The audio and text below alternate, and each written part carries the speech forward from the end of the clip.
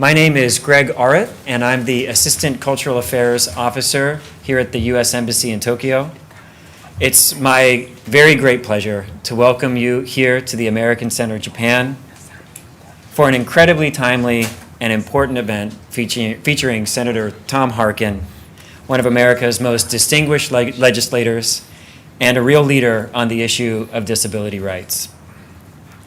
In fact, Senator Harkin once again showed his leadership and commitment to this issue 2 months ago today when he taught American Sign Language to a crowd of thousands at the Democratic Party's National Convention. I also want to note Senator Harkin's continued commitment to disability rights through his next endeavor, the inaugural Harkin International Disability Employment Summit, which will be held this December in Washington, D.C. Now, before I introduce the moderator for today's discussion, I would like to introduce this facility, the American Center Japan. Both here at the American Center and in fact around Tokyo, we organize regular speaker programs and events such as this one on a variety of topics. For example, we hosted a youth-oriented event featuring the Japanese ASL Signers Society in 2013. Young people and others interested in particular in study in the United States can find a wealth of information here. Providing more opportunities for Japanese of all backgrounds to study in the United States is a major priority for the U.S. Embassy. In fact, on your chairs today, I believe, is material about an upcoming study abroad related event hosted by Tsukuba University and the Japanese ASL Signers Society, featuring a representative of Gallaudet University in Washington, D.C., as well as a speaker from the great University of Iowa. I'd like to note that the ASL Signers Society is hosting a specific study abroad, study in the United States promotion event the following day, October 1st, which is this Saturday, featuring the same Gallaudet University representative. I encourage you to visit the Japanese ASL Signers Society website to learn more about that opportunity. Now, I would like to introduce the moderator for today's discussion. Keiichiro Tamaru is an expert on both domestic and international trends in the disability community. For the last 10 years, he has worked with the Japan National Assembly of Disabled People, where he currently serves as Assistant Secretary General. In addition, he also serves as a counselor at the Advocacy Center for Persons with Disabilities. Please join me in welcoming Mr. Keiichiro Tamaru.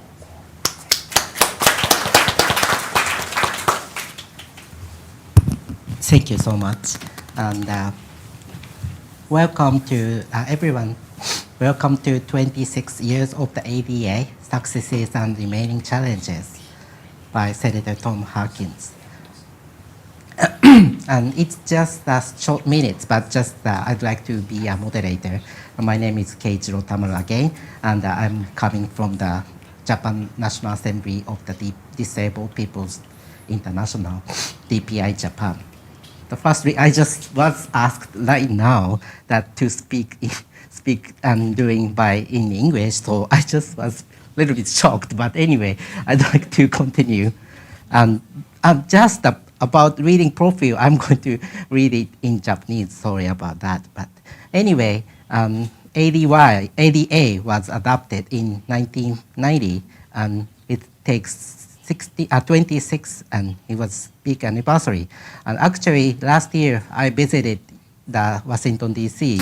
and I joined in the 25th anniversary of the ADA. It was very, very big event, an exciting event. And at that time, I met Tom Harkin, and fortunately he remembered me, so I was so happy. But anyway, just so, and also today I'm very glad that Tom Harkin could come to Japan, because even from the last year, we were planning to invite him to Japan to express and to introduce the ADA to ourselves, and also because to what's the current situations. Because in Japan, act to eliminate the discrimination for the person with disability was just enacted, and be in effect in this year. So we'd like to know what we can do for the future and what is going to be happening through the ADA. So from the Tom Harkins, we could learn a lot of things. And so let's move on to the Tom Harkins speech. And before that, I'm going to read it, and I'm going to introduce his profile. すいません、ここから日本語にさせていただきます。トム・ハーキンさんは1911年アイオワ州1939年11月ごめんなさいアイオワ州カミングに生まれました。で、父は炭鉱作業員で母はスロベニアからの移民の方でした。1962年にアイオワ州立大学卒業をされました。そして1972年にアメリカカトリック法科大学を卒業されました。1974年にはアイオワ州から民主党の連邦議会下院議員に当選されました。当選後はテッド・ケネディ上院議員に指名されて、肉体や精神に障害がある多くのアメリカ人の公民権を守る法律の草案に携わっていらっしゃいました。障害者が直面するさまざまな支援については、幼い頃から聴覚障害のあった兄のフランクさんを通じて実感されていたということです。ハーキン議員の長年の尽力によって障害者への差別を排除する包括的な法律、障害があるアメリカ人法 ADA 法が1990年に成立しました。また複数の裁判判決によって ADA 法の基準が弱まると同法の目的を保持し、障害者を差別から引き続き守るためにハーキン議員はオリン・ハッチ上院議員とともに ADA 改正法案を提出されました。ADA 改正法は2008年9月に成立しました。1984年から2015年まで5期にわたってアイオワ州選出の上院議員を務められてこられました。そして2015年昨年に上院議員を引退されました。現在も生まれ育ったカミングの家で過ごしていらっしゃいます。今現在妻ルースさんっていう方が奥さんなんですがとの間に2人の娘さんと3人のお孫さんがいらっしゃるということです。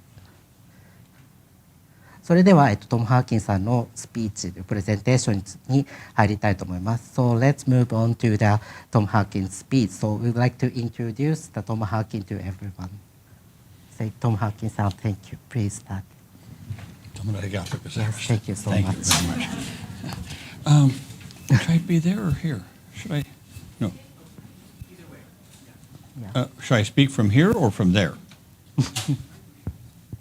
Wherever you prefer, sir. Well, I don't. Whatever's best that people can hear. They can hear just fine, yeah, so wherever you prefer. Well, okay, I'll sit here then. It's more comfortable to sit than stand. Well, Mr. Tamaru, thank you again, as I said, and thank you for your kind introduction. And it's good to see you here in Japan. Yes. So it's nice for me to be back.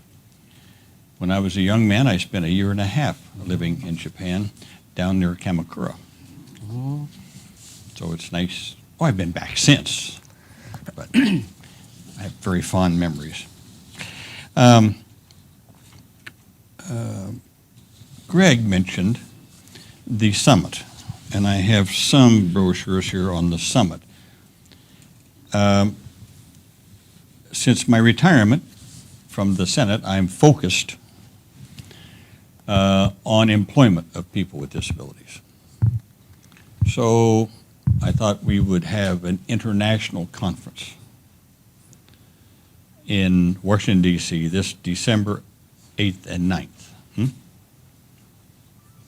And we have a lot of sponsors, Microsoft, SAP, foundations, Essel Foundation, others. But my vision is that the first one, and this is on global, we have people from a lot of countries coming to this conference. private sector businesses to talk about how some businesses have done a very good job of hiring people with disabilities, others not so well. So how can we learn, and how can other companies learn to do a better job of hiring people with disabilities? But my vision is that the first one is in Washington, D.C. Next year, we want it to be in another country. And then the year after that in another country. And then another country. Just keep moving this around the globe. So, maybe next year we would have an interest from Japan to have the second international conference here in Japan. So we'll think about that, okay? I will let you know already that France, a Handicapped International organization based in France, they want to have it in France. I don't know. But we'll see. And because of the Olympics being here in 2020, that this would be a good place. Maybe Japan would be a good place to have the summit. So think about it. I wanted to take a little bit of time just to give a little bit of history. Maybe tell, oh, by the way, I read about Japan now has a new ADA law. Came in effect April 1st. Yeah. Mr. Tamaru? Yes. Yeah, so Right. congratulations. Thank you. Also, are you all familiar with what we call CRPD, Convention on the Rights of People with Disabilities, United Nations, ILO Convention? Yeah, Japan is signature. Japan signed on. Already ratified. Hmm? Ratified. Already ratified. It's ratified. Oh, yes. Oh, yes. It's already ratified. I'll talk about that later. Anyway, for people with disabilities, it is a long, sad history of segregation, isolation, dehumanizing a person with a disability. In English, in America, we have words like idiots, feeble-minded, retarded, deaf and dumb, crippled,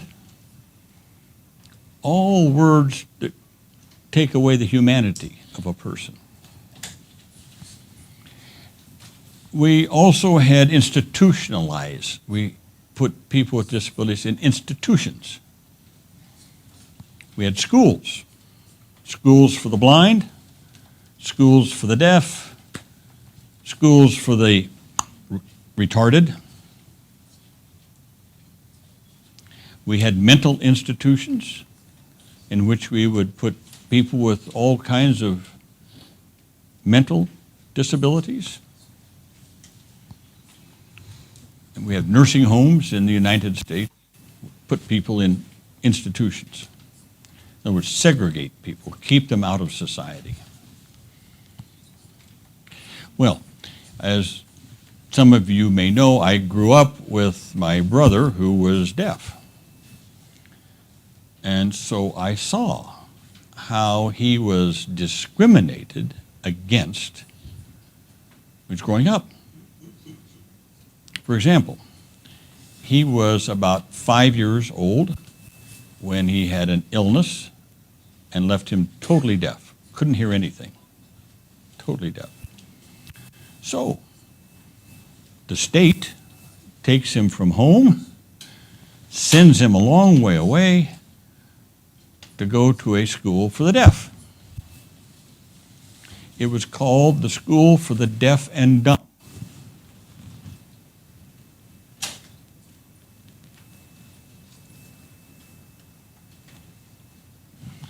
So my brother said to me one time, I may be deaf, but I'm not dumb. But that's how they said it. And so when he went through that school, it was assumed that deaf people couldn't do very much. So they told him he could be one of three things. He could be a baker, a shoe cobbler, or a printer's assistant, wiping ink and things. That's all. So they asked him, what do you want to be? He said, I don't want any of that. They said, okay, you're a baker. He didn't want to be a baker, but that was his options. So he became a baker. He worked in a small bake shop in Iowa, my state. And he worked there for several years. And later, a man would come in to the bake shop in the morning and get a roll, a cup of coffee. And he saw my brother and started to talk to him. My brother handed him a piece of paper, says, I'm deaf. Write it down. So he would write down, and and my brother could speak a little bit, not much, a little bit. So he'd write down, and so this went on and on for a couple of months. Finally, the man asked my brother, how do you like being a baker? My brother said, I hate it. He said, well, why are you a baker? He said, well, that's all they told me I could do. The man said, well, what would you like to do? And my brother said, I like to work on machines. I'm very good at machines, and I could do that kind of work. The man said, oh, I own a business. And we make nozzles for jet engines. Very fine work on machines. I said, why don't you come to work for me? So my brother said, okay. And this man hired him and said to his foreman, his boss, said, now teach him how to run one of these machines. And so they did. Some time went by, maybe a month or so, and the owner came by and saw the boss. Said, oh, how is Harkin doing his job? And the boss said, oh, it's fantastic. He's one of the best workers I have. He puts out more parts per hour, never makes a mistake. Well, the owner was quite shocked about this because he was doing this out of the goodness of his heart. He just felt sorry for him, tried to give him a job. He had no other person with a disability working there. So he said to the boss, he said, well, I have to see this. So they went out down the line. There was about maybe 300 people worked there. So not a very big place, 300 people. And so they went down and he asked the boss, he said, well, why is he so good? Well, never makes a mistake. And so they were watching him work. This is a very noisy place. Things are banging and clanging and people shouting and machines making noise. My brother was deaf. Didn't bother him a bit. He just went right on working. Didn't bother him. Mr. Delavan, who was the owner, D-E-L-A-V-A-N, Delavan, Mr. Delavan. Said, interesting. So he went out and hired more deaf people. Put money in my pocket. They were the best workers. Well, I saw this, and I thought, how many more people who are deaf are out there can do a lot of other things. But they're told when they're young, you can't do anything else. We call it low expectations. So one of the things I did when I went to the Senate was I passed a bill. It's called the TV Decoder Act. It mandated, said the federal government, every television set sold in America that had a 13-inch screen or bigger must have a decoding chip built into the machine, into the TV. And we gave them 5 years to implement it. So, I had a hearing. We had Sony, we had Philips, we had Zenith, RCA, all come. All said, oh, if we do this, it will cost more money. So when someone buys a TV, they will have to pay hundreds of dollars more to have that chip. And not everybody needs it. Only deaf people need it. So I called a friend of mine who worked for Intel, chip maker. I said, now, is this true? Cost that much money? He said, well, yeah, if you make 10 of them, if you make 100 of them, but if you make millions of them, it won't cost very much at all. So, got the bill passed. And so that was by 1995, 96 I think it was, all TV sets sold in America have to have that chip. It's true here too now, every TV. And the cost is nothing. It's not even a factor in the price of the television. Now, so, and it's not just for deaf people. I'm not deaf, but I'm hard of hearing. I like having closed captions. Movies now, closed captions. Now, I want to tell you something. I came over here the other day on an airplane. ANA. So I'm on the plane, the long flight. I think I'm going to watch a movie. A lot of movies. Many, many, many, many movies. Now I want to watch an American movie. Subtitles. Not one.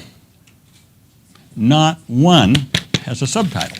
Now, if I want to watch a French movie, it has an English subtitle. If I want to watch a Japanese movie, it has an English subtitle. Or there was an Indonesian movie with a subtitle.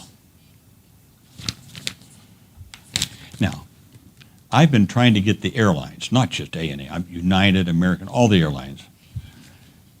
You can get it every DVD. You can get all kinds of subtitles for closed caption.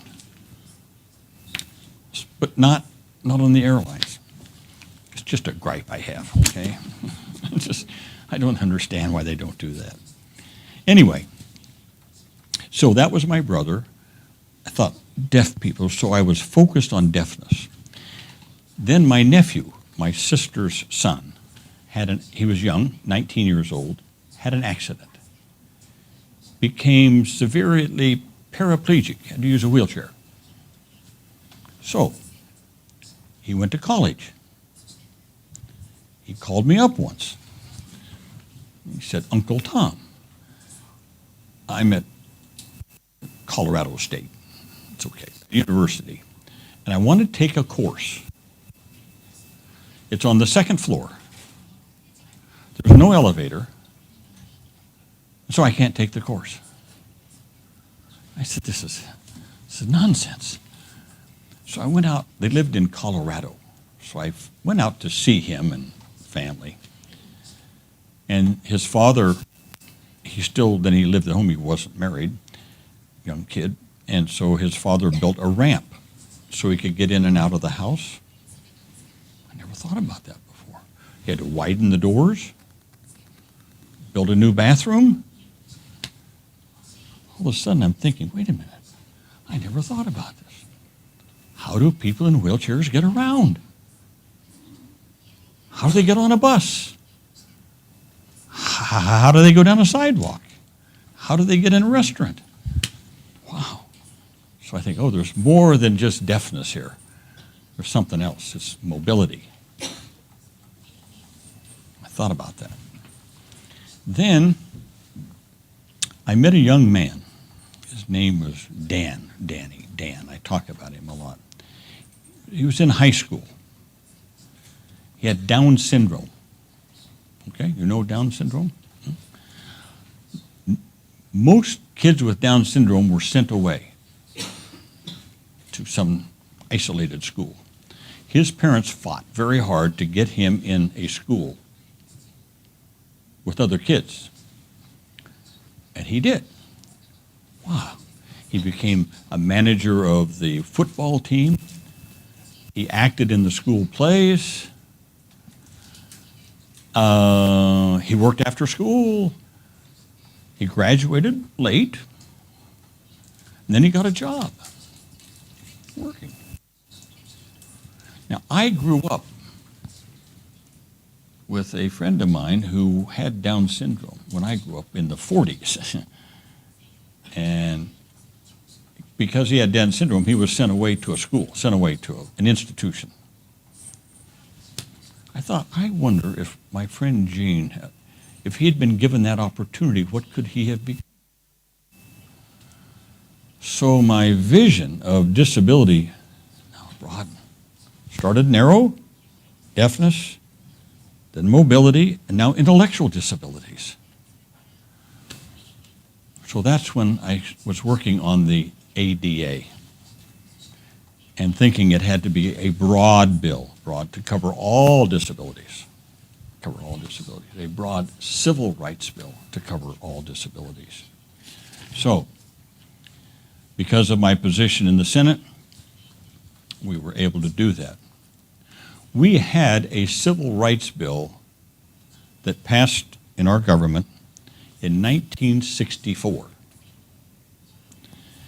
It said you can't discriminate on the basis of race, color, creed, religion, sex, male, female, national origin.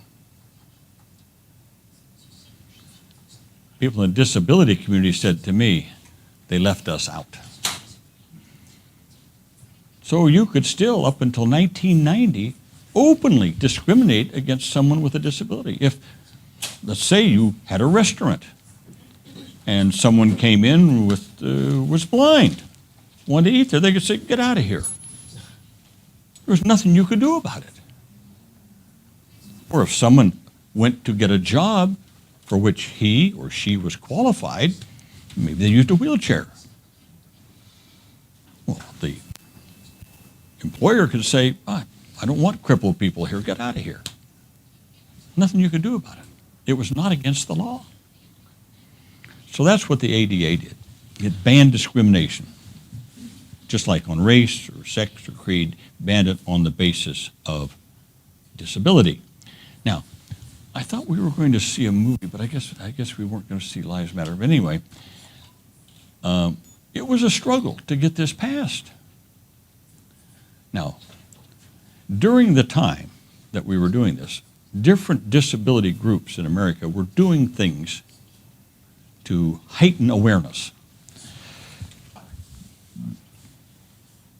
A number of them took what we call non-violent action. For example, because they couldn't ride on buses, many of them would go to a bus depot where the buses were waiting, and they would lie down underneath the wheels. Buses couldn't move. They'd have to call the police. The police would come out. And they'd get pictures in the paper, television. all of a sudden people begin to think, oh, that's not right. They can't get on a bus. Then an interesting thing happened. We passed it in the Senate, but in the House they couldn't pass it. They had trouble, a lot of problems. And so one day, a man by the name of Kafka, Bob Kafka, K-A-F-K-A, Bob Kafka, he got some people together, and he was a smart guy, and he used a wheelchair. And so he called up all the press in Washington, D.C.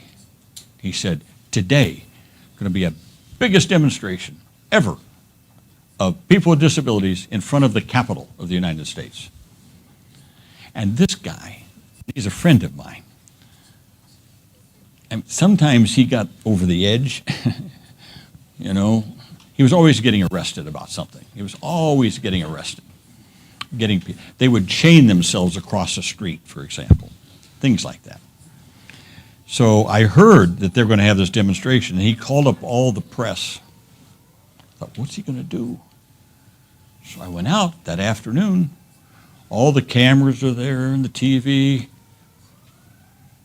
And there's about 10 people in wheelchairs. Just a few. That's no big demonstration. So he got them all lined up, and they rolled their wheelchairs up to the steps of the Capitol, fell out of their wheelchairs, and crawled up the steps of the Capitol. There was this one girl, she was 10 years old, and the policeman said to her, you got to stop. She said, stop that man. He's walking. She said, well, this is my walk. I can't walk. I got to go. This got on television all over America. After that, passed the bill, because congressmen were embarrassed by this. So that helped us get the bill through. There are 4 goals of the ADA, 4 goals. Full participation, equal opportunity, independent living, economic self-sufficiency. 4 goals. The first thing we wanted to do was to change what we call the built environment so people could move around. So nationwide, we started curb cuts. We mandated that all new buses had to be accessible. Trains, by a certain time, had to be accessible. And different things.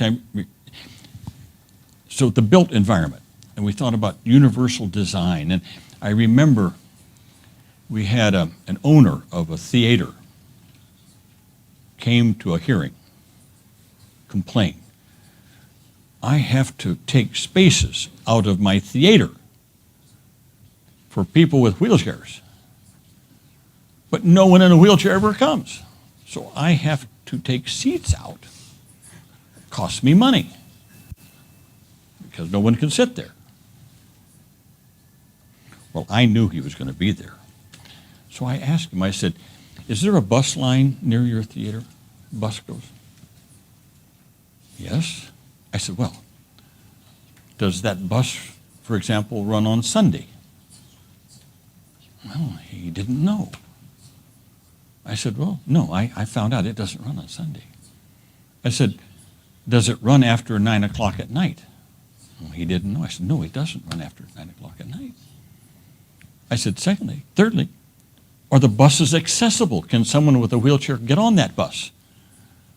Well, he didn't know that either. I said, no, not yet. They aren't accessible. So I said, so you say no one with a wheelchair comes to your theater because they can't get there. My point was that this all has to be integrated. You can't just do one thing. It has to be integrated. Well, now, buses are all accessible. We have a baseball diamond in my home city, Des Moines, Iowa. They changed everything. You should see the families that come there with their children and stuff who have disabilities. It's amazing. Before they could never get in. Now they know they can get in. So, change the buildings, transportation. Here's an interesting thing. Do you know, right now, today, if I went to London, England, every taxi in London, England is fully accessible. Big doors are open. They have a ramp. Comes out. Anybody with a wheelchair can go right into that taxi. Every one. Not in New York. Not in Washington, D.C. Not in Tokyo. So I've been trying for years to get cities to now have taxis that are accessible. Well, Mayor of New York, Mr. Bloomberg, when he was mayor, he got mad at me. He called me and says, we have taxi service for people with disabilities. They just call up. I said, call up? What if they're at dinner and they just want to go outside and they need a taxi home? You can't get a taxi, can't call for one. Well, he said, costs too much money. I said, no. You just need, when you replace taxis, have every taxi be accessible. Well, New York now, they've said by 2020, 50% of all taxis will be fully accessible. Step in the right direction. But again, it's that idea that it has to be universal design. And you know, London found out when they put the ramps in, it wasn't just for a person in a wheelchair. Mothers with baby strollers, very easy.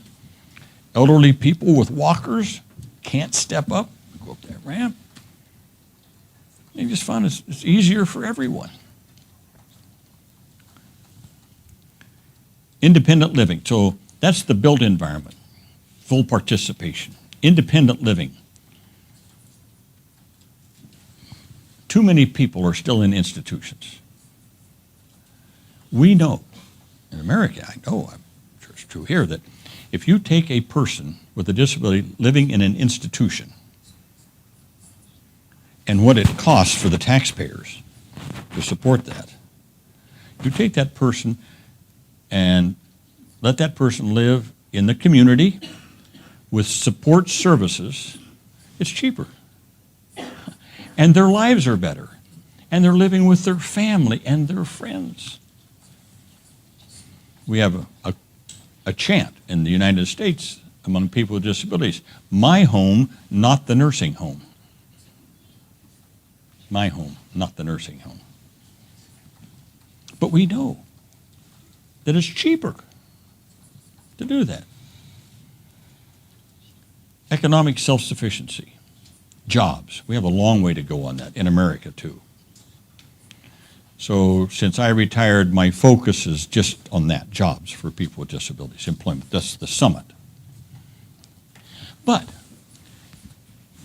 3 years ago, I went to a drugstore supply center. It's called a distribution center. It's a big drugstore, Walgreens, big, all over the United States. It's now owned by an Italian company and British. They have drugstores in Europe and all over America. So I went there. They had 400 people working in this distribution center. 40% were people with disabilities. 40%. We were trying to get 7% as a goal for businesses. 40%. The owner, or not the owner, it was the CEO said, I don't do this out of the goodness of my heart. This is my most productive distribution center in the entire United States. We hired people with disabilities. Some are physically disabled, some are intellectually disabled, some have Down syndrome, some have other intellectual disabilities, some are autistic. He said, but they work alongside. right integrated with everybody else. So we took a tour. He said, some people you will recognize having a disability, some you won't. He said, we found that when we trained people with disabilities, they always show up for work, never miss work, never get sick,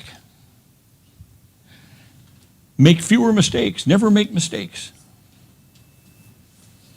And we pay them the same as everybody else. They were making $19 an hour, health benefits, retirement benefits, just like everybody else. And yet, he said, this is my most productive center in the United States. Well, when he told me that, and I saw it, I remembered my brother Frank. I remembered that.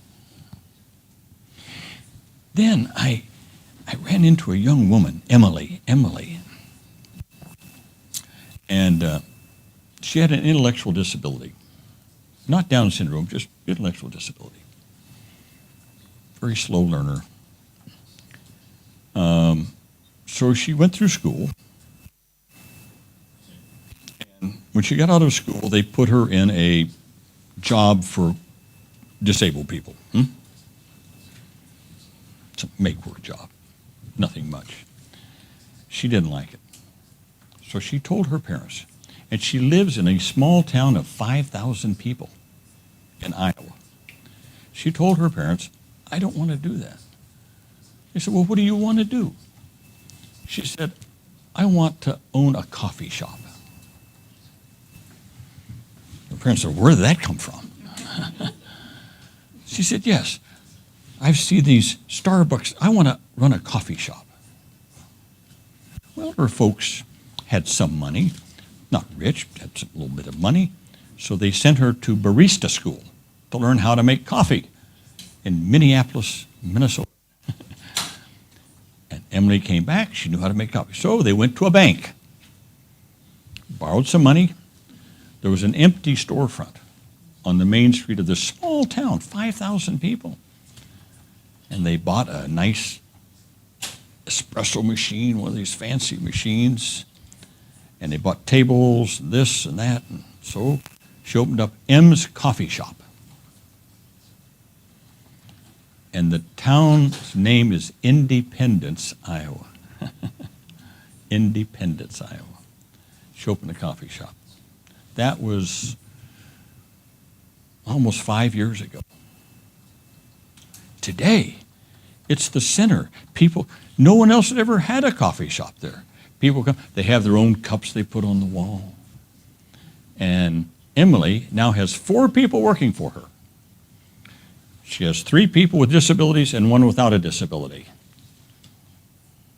I said, well, Emily, I asked her, I said, well, why did you hire a person without a disability? She said, because none of us know how to do numbers. I needed someone that knew how to do numbers. So she hired someone that knew how to do numbers. And I said, that's very interesting. So she got 4 people, and then she works there. And so now they're making a living. It's become famous. She has her own T-shirts, and it's become quite famous. So I brought her to Washington once, and she got to meet President Obama. So she has a big picture of her and President Obama in her coffee shop now. But owns her own business. Who would have thought that someone with that kind of intellectual disability could run their own business? So, economic youth transitions.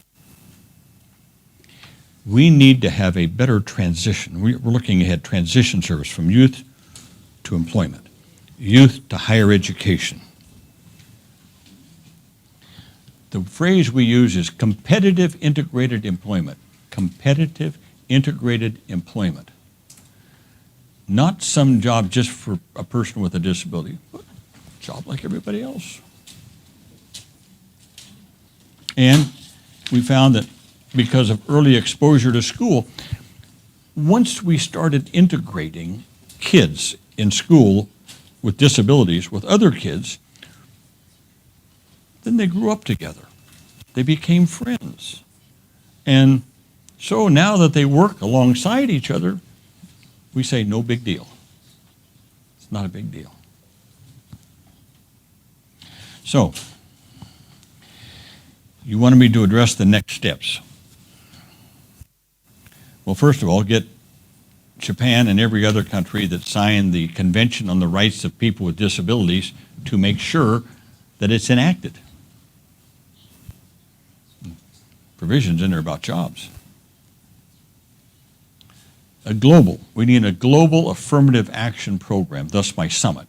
A global affirmative action for businesses. Affirmative act, go out and find people. Well, one business said to me, well, he said, I would hire people with disabilities, but they don't ever come here to apply for a job. I said, how do they know about it?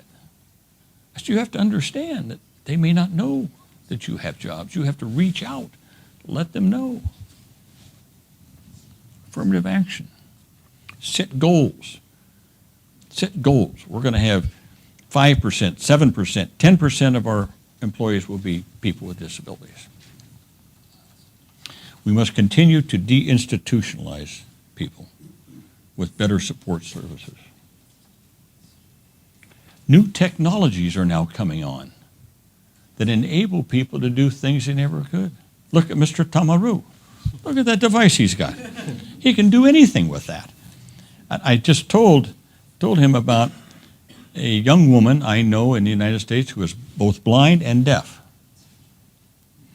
She went to Harvard Law School.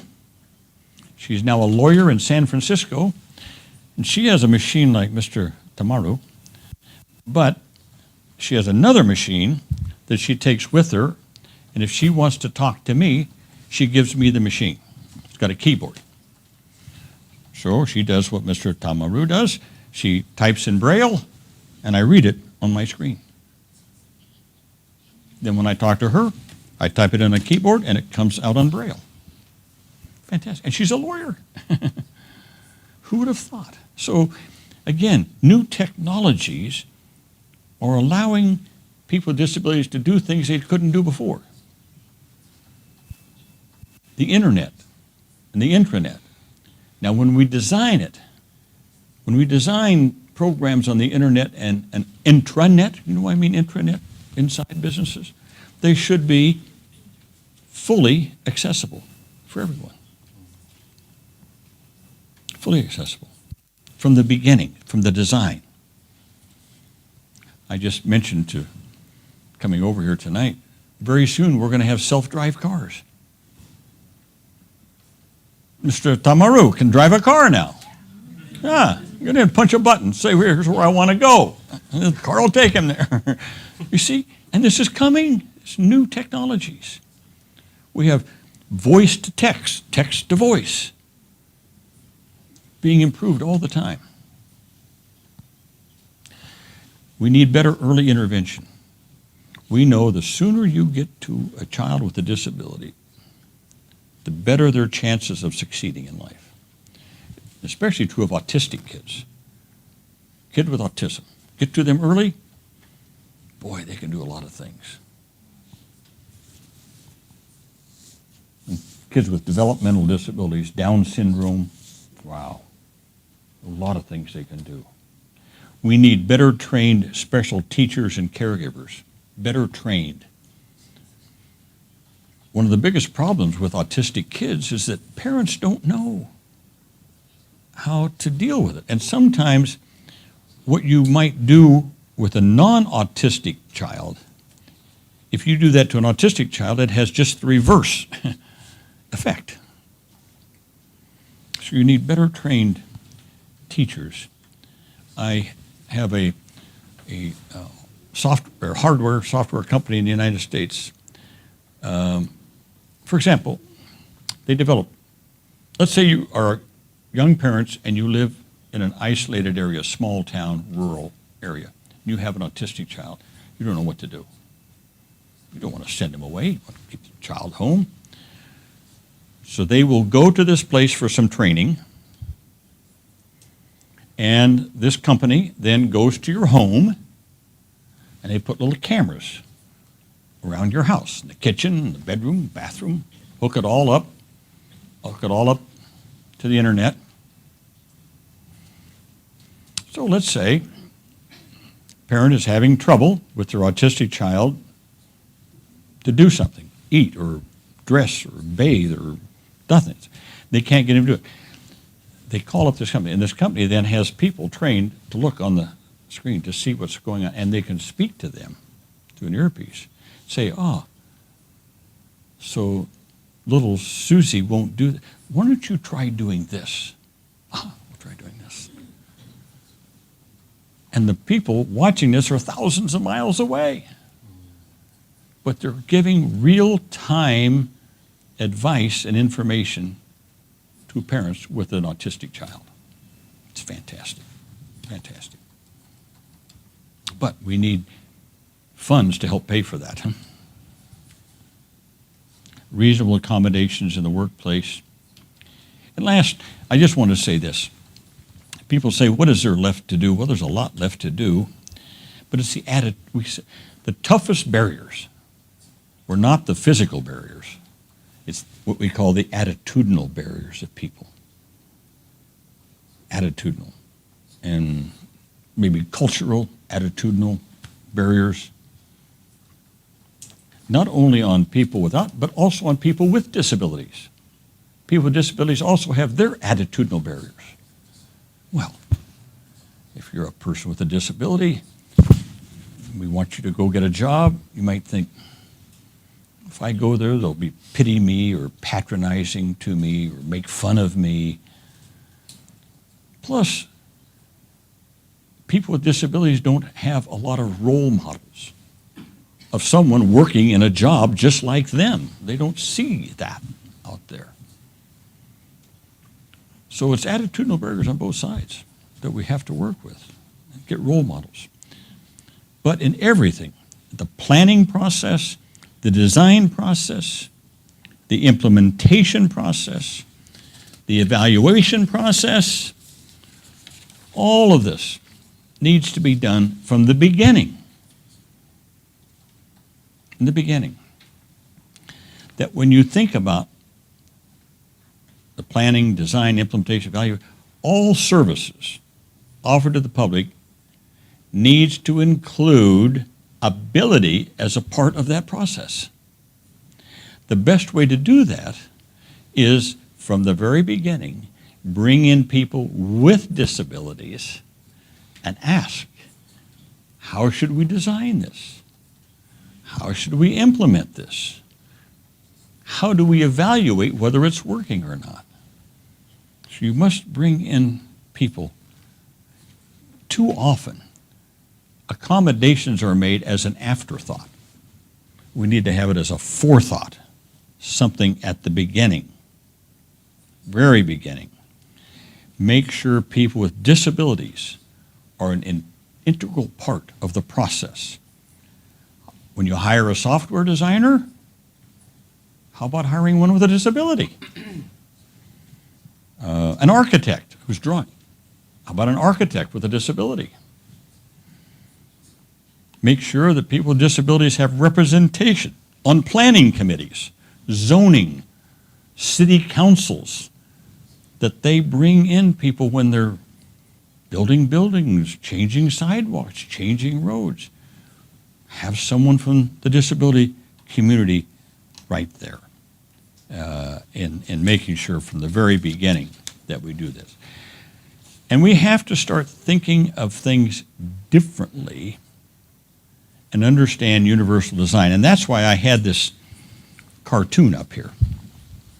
Oh, here, I'll show it over here. So I had this cartoon.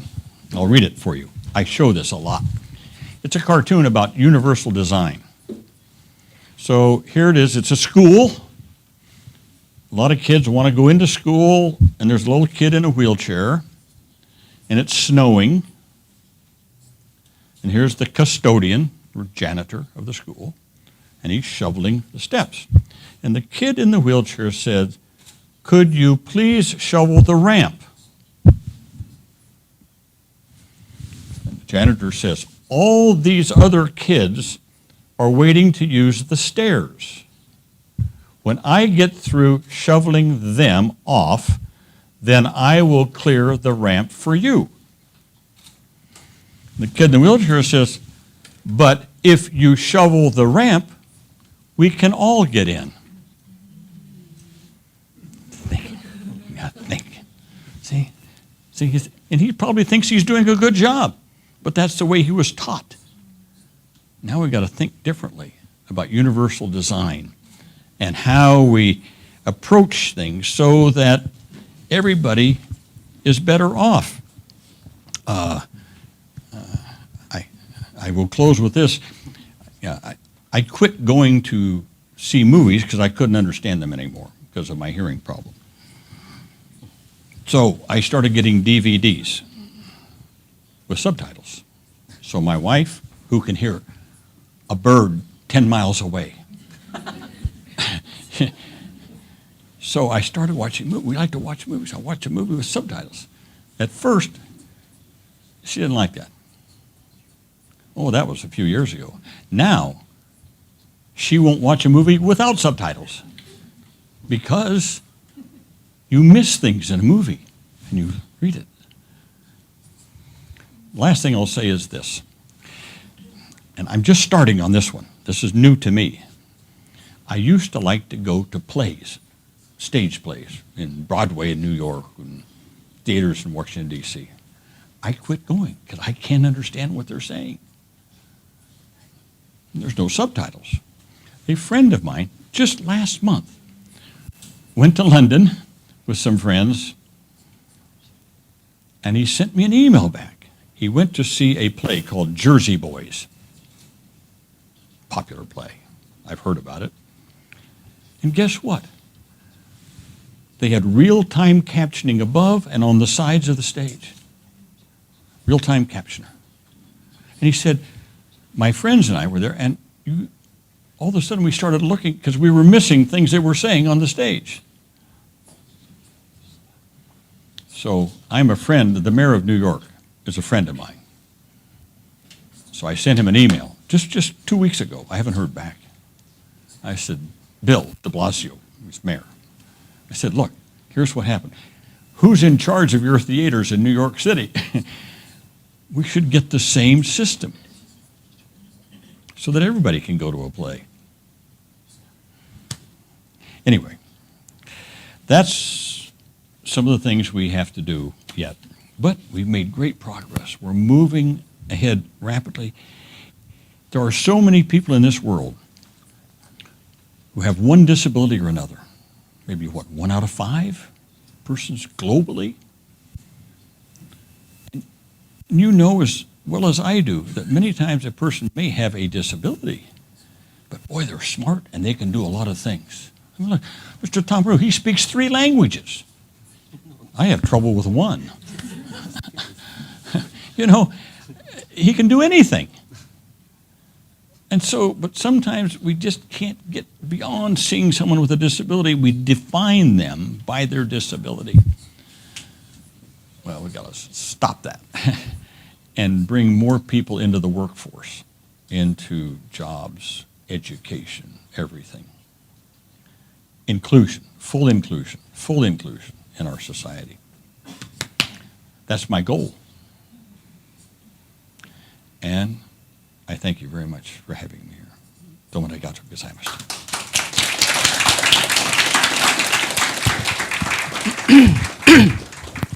Thank you so much for the Tom Harkin.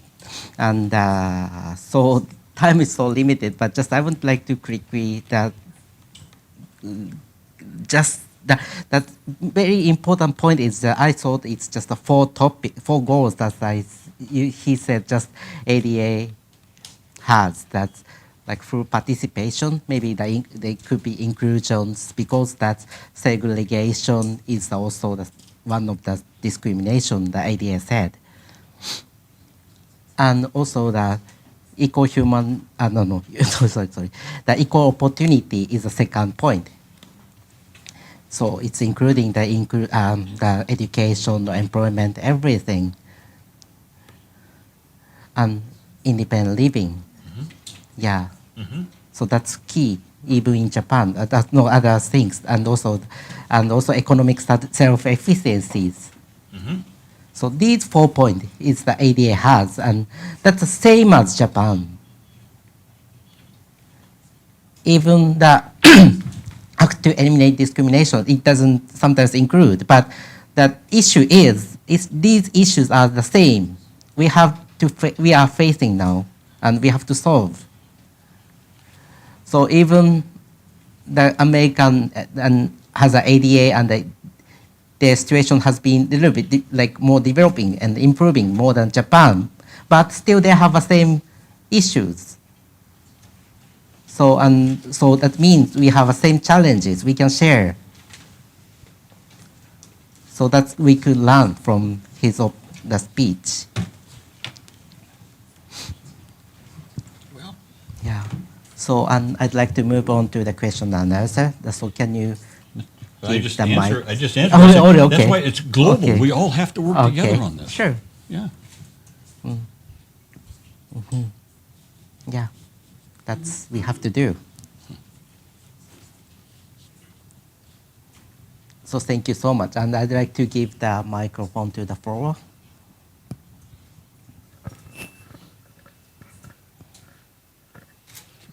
それでは、これから会場からのご質問を受けたまりますので、ご質問ある方は、挙手されてください。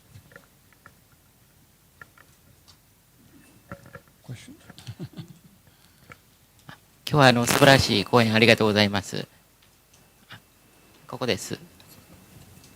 すいません。お名前とご所属よろしければおっしゃってください。Please 私 can you say me the name and はい。 where coming from? 私大阪から来ました伊藤と申します。北海道にあります八雲病院といいます筋ジストロフィーに対する人工呼吸をしている病院の患者会のものです。本日は素晴らしい講演本当にありがとうございます。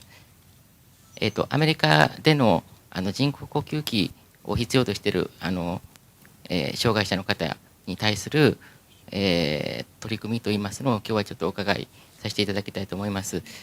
今は例えば筋ジストロフィーとか脊髄損傷とか人工呼吸器を必要としている障害者の方に対して体に負担の少ない新しい人工呼吸すいません。ちょっとごめんなさい。ここから同日通訳じゃなくて逐次になるので一回止めていただいてもいいですか。はい。すいません。So, my name is Ito. I came from Osaka today. Thank you very much for your great speech. I belong to a patients group who are suffering from muscular dystrophy. I belong to a group in Hokkaido. My question is on patients and people using respirators.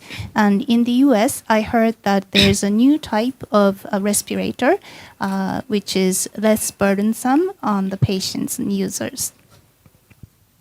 In theaters? What? Respirators, Respirators. breathing machines, Ventilator. breathing machines. Oh, ventilators. Yeah, oh, yeah, yeah. Oh, that are what? I'm sorry, about the ventilators. So, machines are for people who need Ventilation.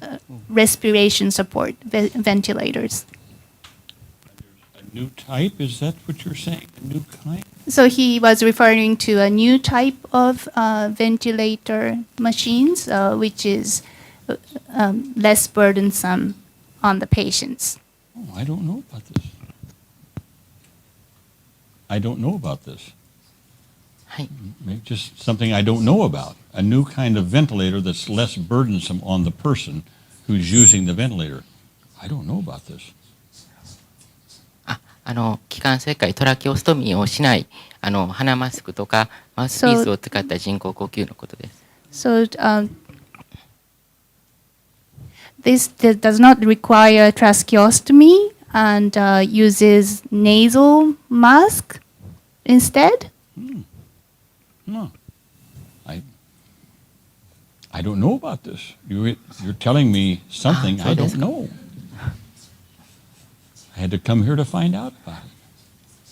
No, I don't know about that. そうですか。アメリカでは人工呼吸器をつけた、患者さんたちが教育を受けたりとか就労するにあたって、どういった環境が整備されてますか？ So I would like to learn what kind of accommodations are being made for people who are using ventilators when they go to school or when they work. Well, I have known several people who use ventilators and who have jobs. They go to work, they have accommodations, but I don't know about this new device, a new one. I just don't know about. But sometimes, usually, a person who's on a ventilator has no use of their arms. They can't use their arms. They can't move. But they can use their eyes, and they can talk, even though they have a ventilator. And I've seen them work with computers. Where have you seen the kind of computer with they just look at a letter and it types it out? It's fantastic how they do this. So I've seen people on ventilators who cannot move their arms or hands, but who work on computers. But I will have to find out what this new ventilator is you're talking about. I don't know. I'm sorry. I don't know about it. ありがとうございます。人工呼吸器もどんどん進歩してだんだん人工呼吸器を使っている人でもできることが増えていっております。で、まだなかなか日本では人工呼吸器をつけた人がいろんな社会に参画できるような環境っていうのはまだまだでありますけれども、アメリカのようにそういったいろんなところに社会参加できるような機会が日本でもできていたらいいなと思います。本当に今日はありがとうございました。So thank you for your comment. I know that ventilators are being improved all the time, and there are many more things that people who are using ventilators can do now. However, Japan is still behind in terms of participation of those people in our society, and the United States is ahead of us. So I hope that those people will be able to participate in Japanese society in the near future. Thank you very much for today. Thank you. Thank you. I'm going to find out about these ventilators. I don't know about that. I don't know about that. Huh.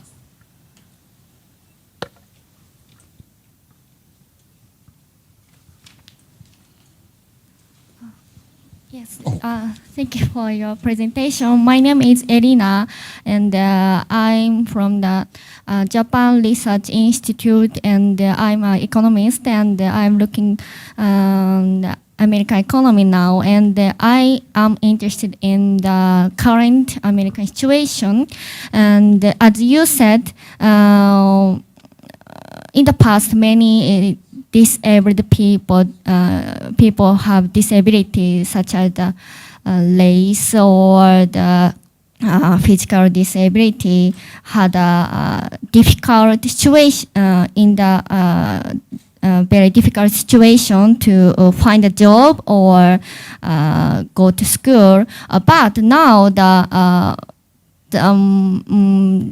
the problem is I read the book. The title is Angry White Man. This means the white man in America is not disabled people. They are seen as a normal, but their wage is stable, and the wage does not increase, and these people have these people think they are not treated,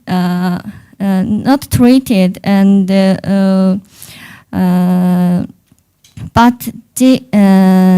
but these guys have frustrations in daily lives, and sometimes they attack immigrants or some disabled people. So I have I think this situation is the most important problem in America. So I want to know the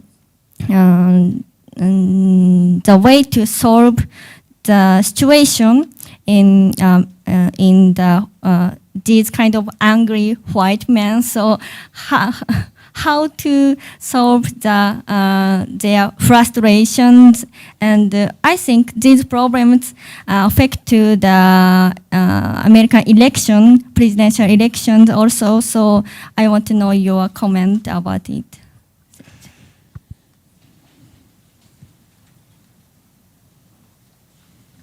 Okay. I think I understand the question. It's not so much about disability, but about sort of the attitude among white males in America. Is that right? That these angry white men. The title of book and title of a book, and it's one of bestsellers. Say that again. Tell me one more time. Title is An Angry White Man, in the one of bestseller books. It's a book? Book. I haven't read it. Well, I don't know. I haven't read the book. Well, one of the things that I still feel that schools should teach in America or anywhere else, it's what we call conflict resolution. We don't always agree with one another, but how do we reach an accommodation with that disagreement without shooting someone in America? Thankfully, you don't have a lot of guns here. I love Japan. It's wonderful. But people get frustrated in their lives. And so we need, again, I don't know, medical help, but, and maybe this has nothing to do with my thinking on disability, just my own thinking, that young people when they're growing up, and even younger people today, need to take some time every day to sort of meditate, calm down, quit trying to hurry so much to do things, and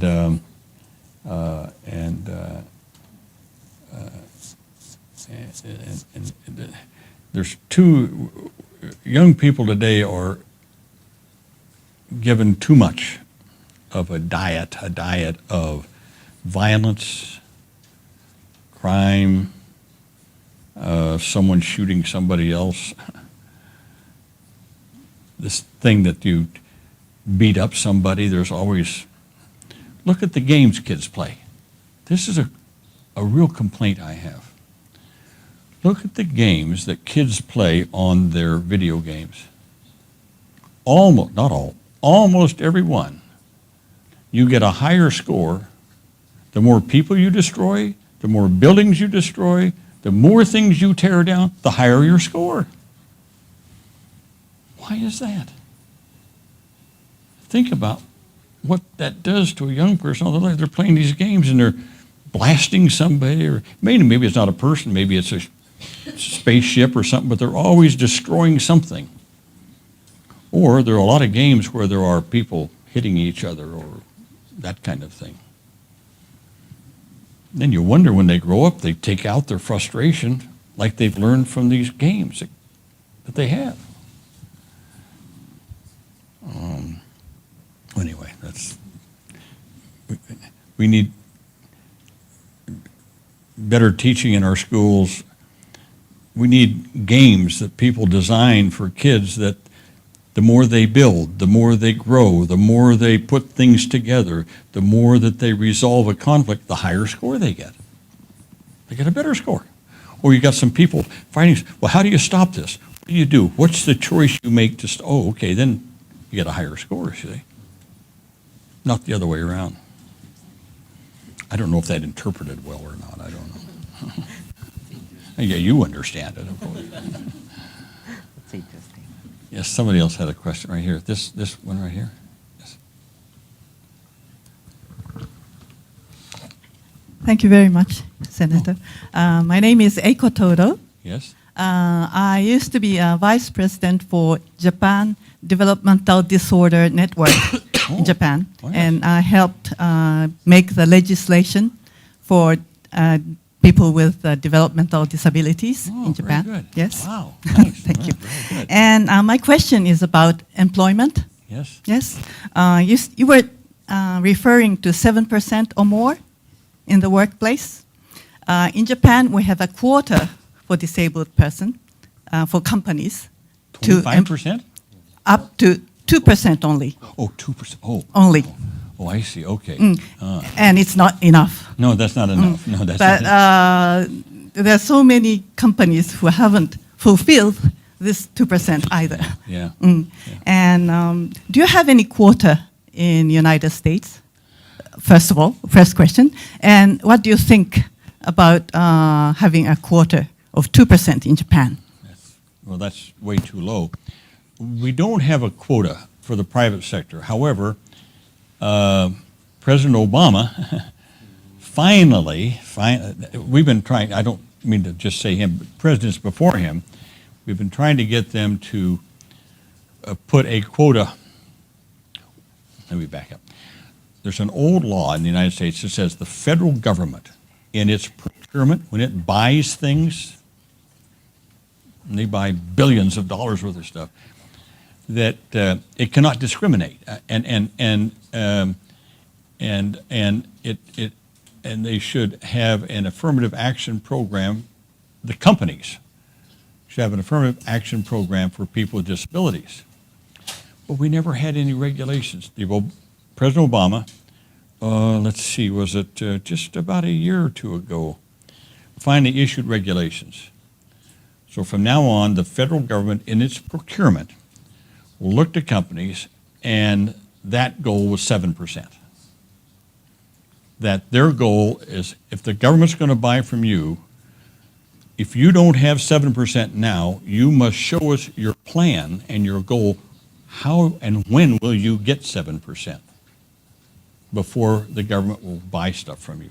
That just happened, I think maybe 2016, just a little over a year or so ago. So it's just now in effect. Now that's a presidential order, right? Presidential regulation, not passed by Congress. Our fear is that if I can speak. If someone like Mr. Trump, God forbid, gets elected president, they can do away with that. So we need to keep this regulation in place for another 2 presidents, and then it'll be fine. Then it'll be pretty well in place. But it just started. But for the private sector, we don't. No, there's no goal. We're trying to get companies to voluntarily set goals. I mentioned this drugstore that had the 40% in the distribution center. They now have set a goal within 10 years, 10% of all of their store employees all over America will be people with disabilities. Well, that's very good. Yeah. So now people with disabilities can see that they're going to be hiring 10% of all their employees. That's going to be very good. So companies like that are taking a leadership position get other companies to follow suit. But no, we don't have a quota. I wish we did. I wish we did. But if we can keep this federal thing in there, that's going to be very good, because the federal government buys a lot of stuff from everybody.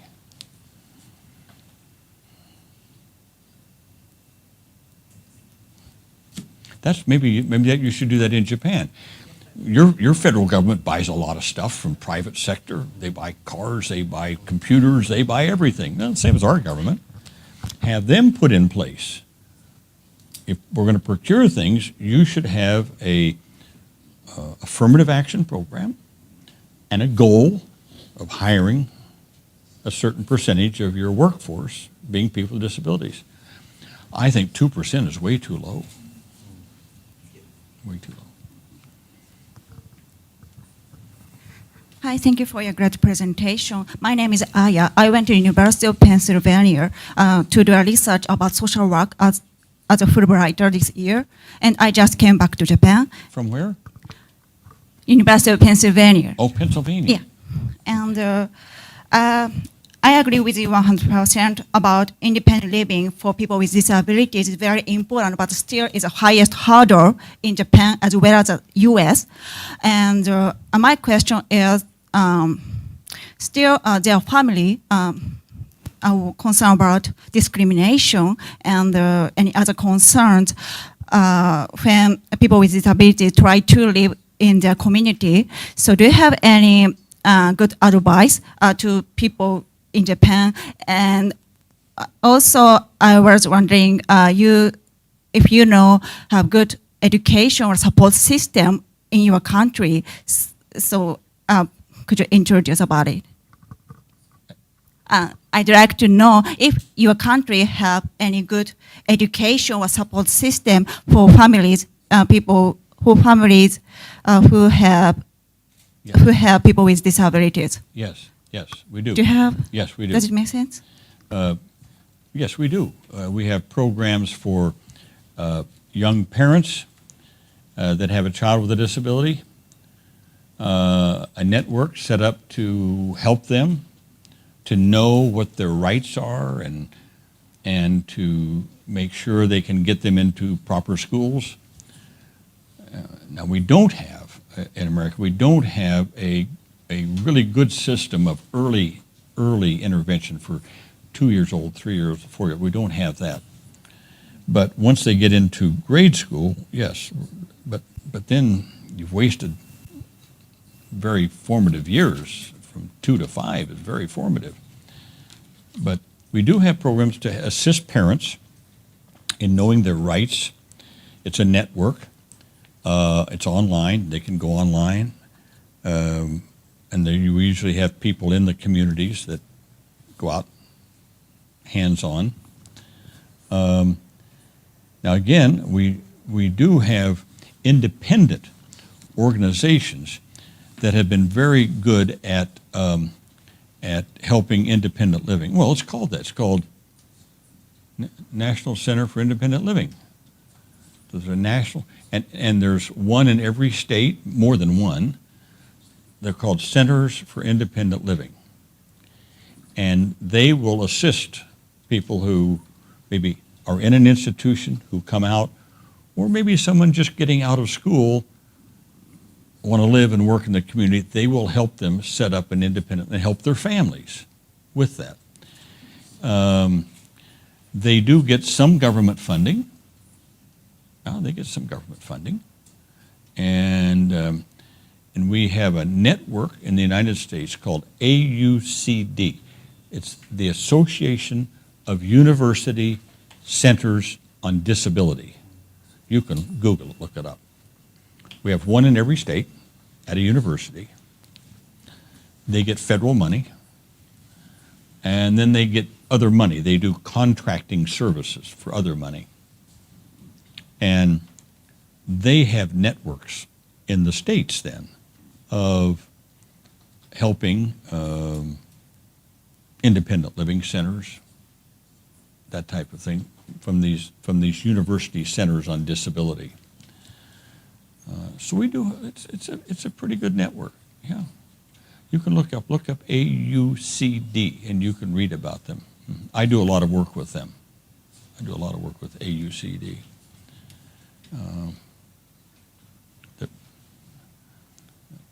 Well, I don't know how else I can answer that. But you need networks of people. You need some government, some NGOs like nickel, like the Center for Independent Living. They need to be locally based, and you need a parent network. And we do. There's a parent. I forget what the name of it is. Well, there's a network of parents also of kids with disabilities, and they have that kind of network. I'm sorry, I can't remember the name of it now. Yeah. But that's what you need to do. You need to set up these interlocking networks of people. Mm-hmm.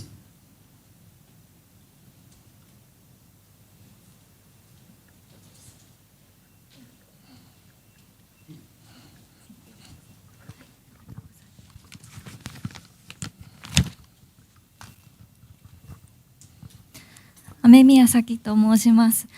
私の仕事はパテントパラリーガルなので、障害者とは正直あまり関係ないんですが、個人的にアメリカ手話をここ3年ほど勉強しておりまして、今回の ADA に関する講演をとても楽しみにしておりました。1点質問があるのですが、昨年私は大学生で就職活動をしていたんですが、その際心臓疾患を持つ友人も就職活動をしておりました。で、採用試験を受けた会社の一つが障害者雇用を積極的に行うということで有名な会社を受験したんですが、友人は不採用になってしまいました。で、その理由が心臓疾患というのは分かりづらい障害であると。車椅子に乗っているわけでもないし、補聴器、人工内耳が見えるわけでもなく、白い杖だったり視覚障害などといった見えづらい障害であるから、その障害者を採用するということをアピールする企業としてはふさわしくないという理由で採用を見送られてしまいました。で、障害者を差別するということは割とフォーカスされていると思うんですが、障害を差別する、どのような障害が採用されるべきなのか、それとも見送られるべきなのかという、障害を差別されるということがアメリカでも過去にあったのか、もしくは今現在もあるのか、そういった対処法などがあれば教えていただきたいと思います。よろしくお願いします。Okay. My name is Saki Amemiya. I am a patent paralegal, so I'm not an expert on disabilities. But I've been learning American Sign Language from several years ago, so I've been looking forward to today's program on ADA. So here's my question. Last year, I was still a college student, and I was job hunting, looking for a job. And I had a friend who was also job hunting, and she had a heart disease. And she went to take an exam, an interview at a company which was known as a company which is quite active in hiring people with disabilities. However, she was not hired by that company. And she asked for the reason, and the reason the company gave to her was that her heart disease was not visible as a form of disability.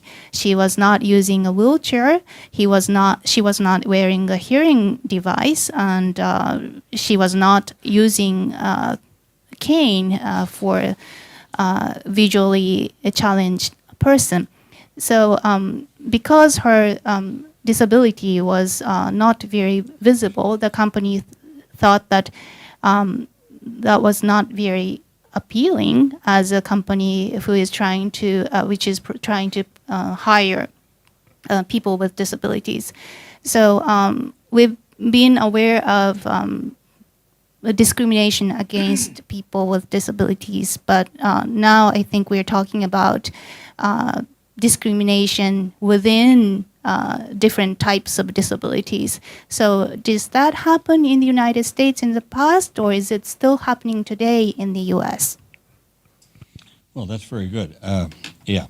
It used to happen a lot. I'm afraid it still does. However, the ADA is very clear that if you go to apply for a job, they cannot inquire into any disability or any issue like that. All they can ask is, are you qualified for that job? Can you do that job? If they find out, if they say, well, yeah, you can do that job, then if they offer you that job and they find out that you have a heart problem or something, they can't dismiss you on that disability because of that disability. But they can't ask you up front whether you have a disability or not.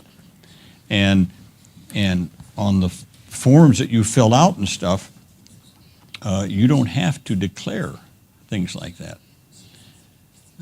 So it's not legal for them to do that. And we have lawyers who take these cases all the time of someone who applied for a job, they got the job, then the employer found out they were epileptic. Even though they have medicine to control seizures, they found out and they said, I guess we don't have that job. Well, then they have to take them to court. But it is illegal for them to do that. So I don't know how that applies to Japan, but companies should not be able to decide to hire you based upon whether you are disabled or a hidden disability. We've had cases in the United States where someone was offered a job, then they found out they were diabetic. They said, no, we don't want you. Well, that's not legal. Can't do that. And they can't ask up, if they ask up front, then they're also breaking the law. All they can inquire as to a lot of things if you're applying for a job. You know, your background, your education, qualifications. Can you do this job? But they can't ask about whether you have a disability or not. Now, sometimes it's visible. You use a wheelchair. Sometimes epilepsy, diabetes, heart disease, something like, it's not visible. So they don't know, but they can't make that decision later on that they won't hire you because of that.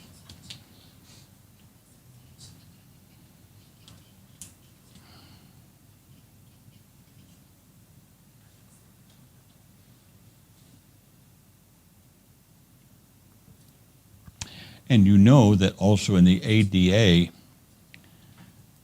if a person has a disability, then the company has to make what we call reasonable accommodation for that disability, reasonable accommodation. Now, people say, what's reasonable? Well, we have examples of what's reasonable for a big company may not be reasonable for what we call a mom and pop small store. So reasonable varies a lot. And we're still building, in America, we're still, after all these years, we're building a body of law to better define what is reasonable.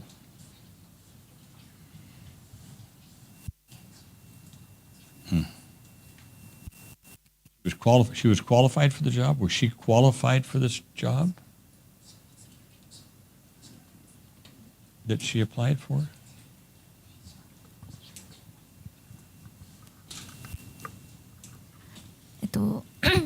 資格は満たしていて、しかも最終面接というところだったので、おそらく障害のその種類でふるいにかけられたということを言っていました。She was qualified and she actually made it to the final interview, but the company did not hire her after the final interview. So I am guessing that she was not chosen because of her particular type of the disability she had. You can't do that in the United States. Well, I mean, they can do it, but you can take them to court.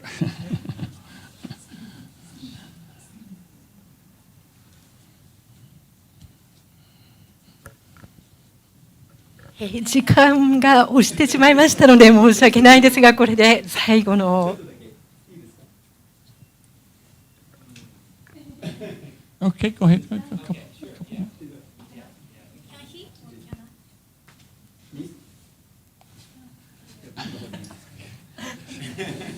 I don't know.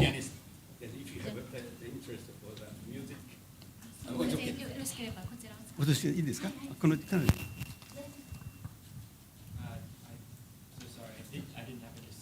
Senator Harkin, did you call on someone individual? No. There were two people here wanted to. So, Thank you so much for your wonderful speech. Yes, thank you so much. Yes, I'm an organizer of Piano Paralympics movement. Then I was so long time.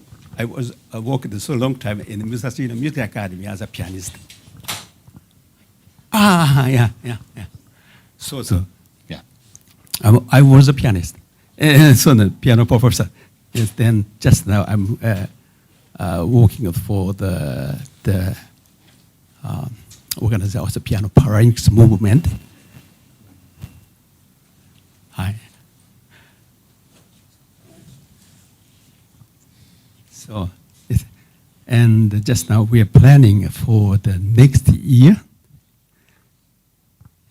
In the maybe you know this Kennedy Center in the Washington D.C. Yes. Yes. Uh-huh. And this center, I would like to hold the worldwide piano festival World by bike? disabled people. I don't understand. I'm sorry. I don't understand. Say it again. Yes. Yes.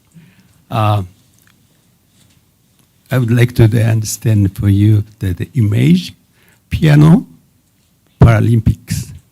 Piano. Yes. Piano. Yes. This is just like a piano competition.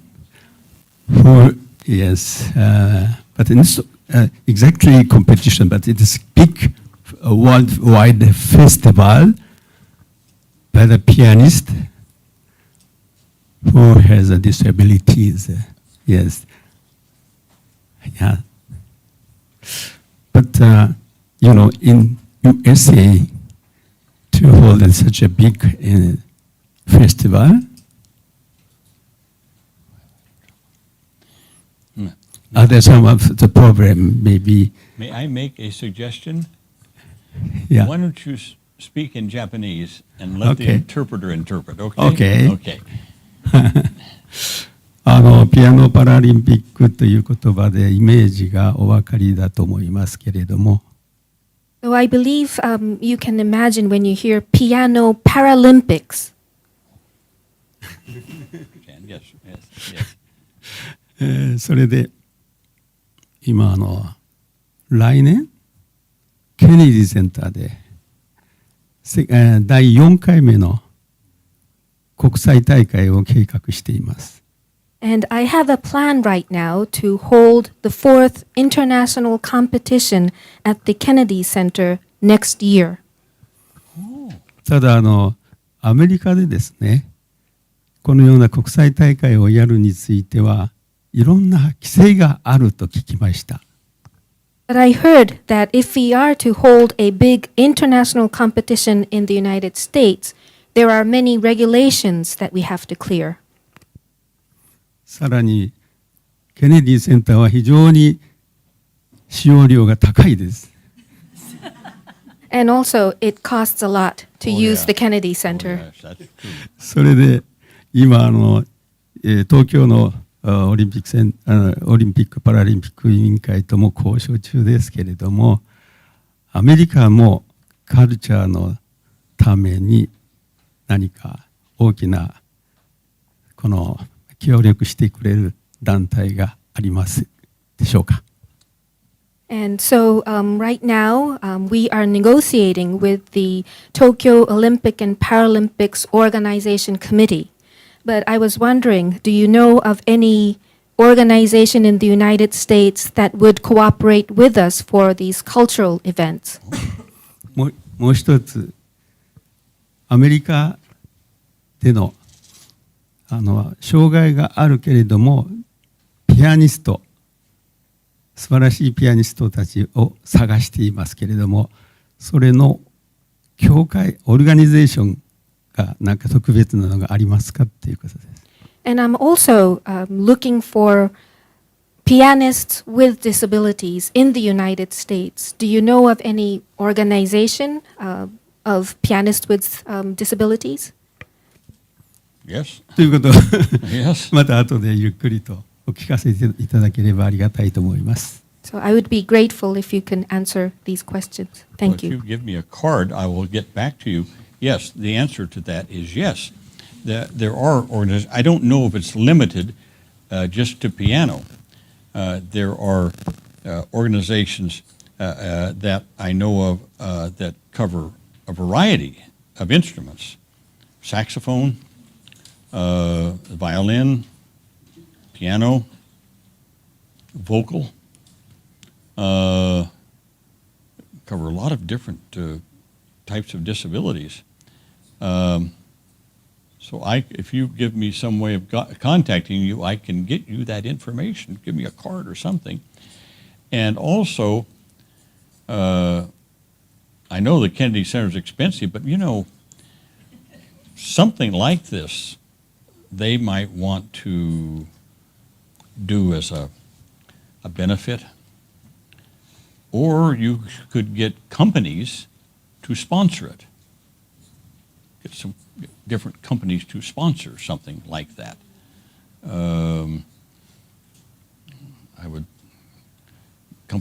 Big companies like pharmaceutical companies, General Motors, Toyota, Honda, all these big companies, they do things like that. Has anything like this ever been done before? 4 times? Yes. Where?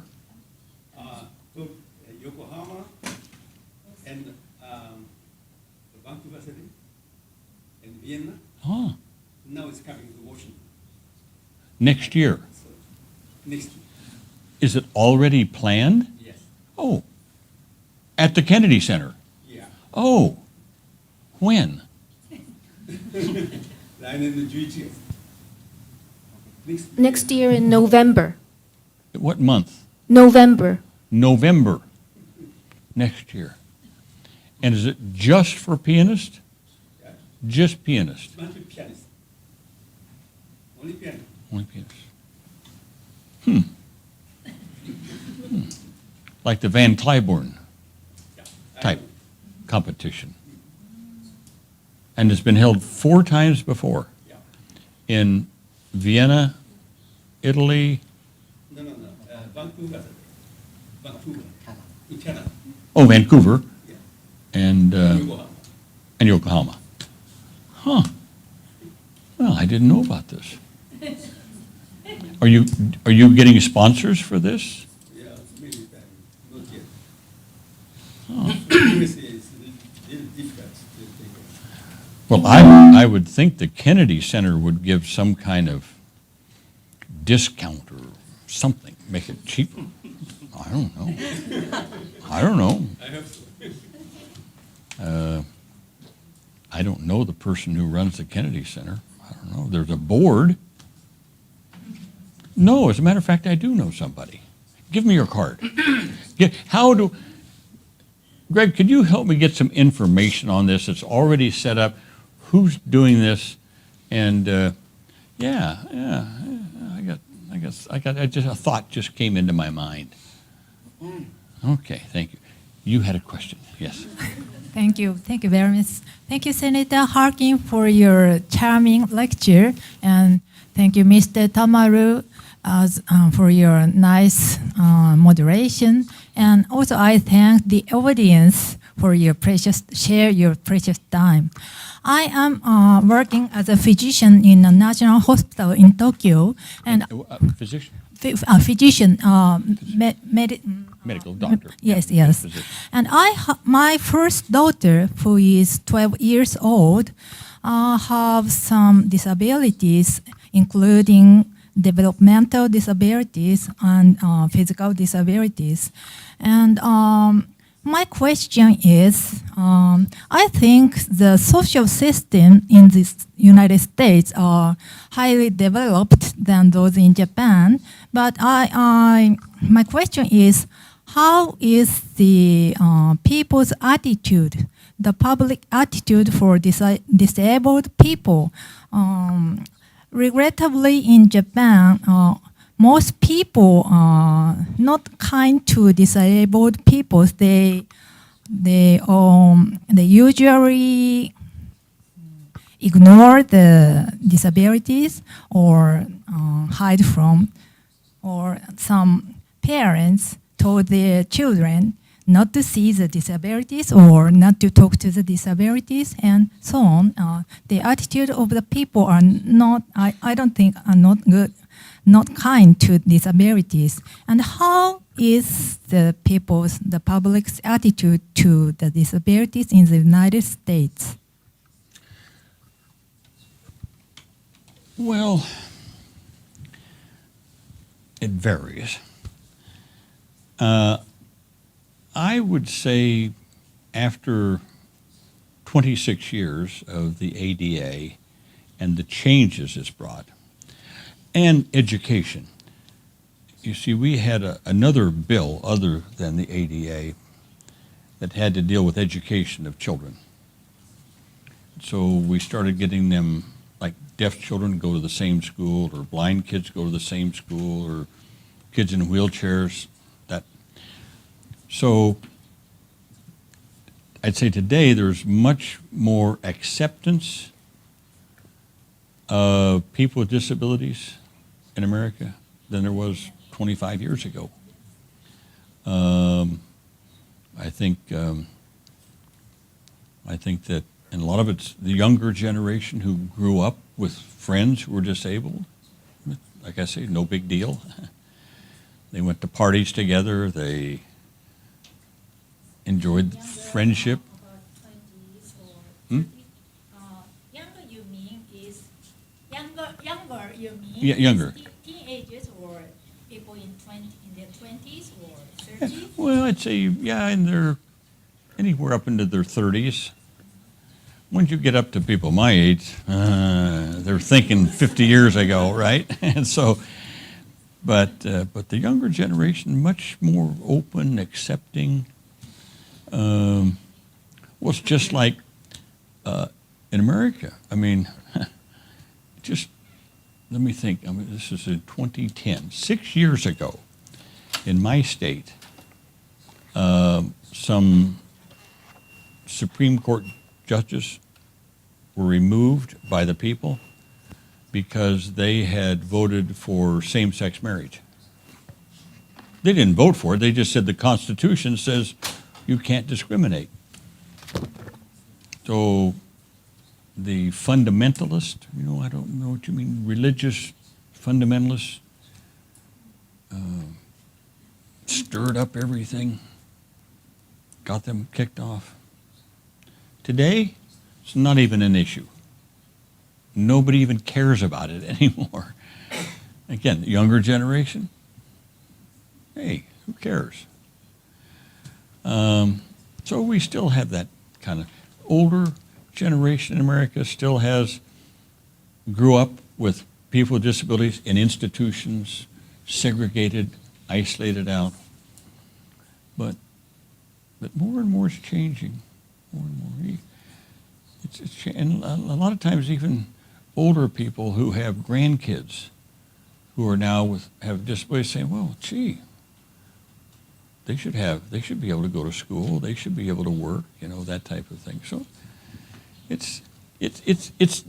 that attitude, that old attitude is decreasing a lot in the United States. Oh yeah. Thank you very much, Senator Harkin. Now I'd like to invite Mr. Tamaru to give some final remarks. I'd like to close this session and because of my not nice facilitations, like it's of the time is very short and everyone would like to ask a lot of questions more, but I'm sorry about that we have to close. And as I said, last year I visited USA and I joined in the 25th anniversary of ADA. And I met Tom Harkin. But at that time, a lot of people, tons of people from the many states are coming together and did a rally. And we are coming with the other friends of Japan and joined in the parade also. At that time, everybody said, what do you want an ADA? What do you want? Access. And also they said, we love ADA. But in Japan, we have a law now. But for persons with disabilities, we didn't have a law such as we love that law. So that I was so surprised. We have to make our laws to be loved, and the laws should be celebrated. So just law is the law. To implement, we have a big challenges for social barrier, as he said, and as everyone said. Inclusion and full participation is a very big key to change the society and to take the additional barriers. Planning, designing, implementing, and reviewing, we have to join. All persons with disabilities have to join it. From this presentation, we have encouraged from his speech, and we have got many ideas. We have to keep movements. We can change the Japan. And I'd like to close this seminar with a word of Dustin Dirt, a father of ADA. He said, let's lead on. Again, I would like to thank Mr. Tom Harkin and all participants and sign language interpreters and Japanese and English interpreters and all staff of this embassy. Thank you so much, and I'd like to close this seminar. Thank you so much. Thank you.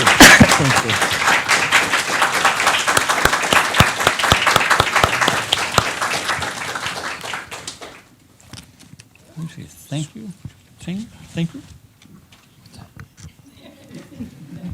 Thank you. では皆さんありがとうございました。今日の講演会はこれで終了いたしますが、今日はライブストリーミングしておりまして、今日の講演会すべて、アーカイブとして、後ほどアメリカ大使館のウェブページの方に載る予定ですので、また再度ご覧になっていただければと思います。で、今日は参加の、登録いただいた方にはウェブページアップされたときにリンクのご案内差し上げますので、皆さんまたご興味のある他の方々にも、ぜひお知らせいただければと思います。今日は皆さんありがとうございました。それからお使いになったヘッドセットをお忘れずに、椅子の方にお戻しください。よろしくお願いいたします。どうもありがとうございます。どうもありがとうございました。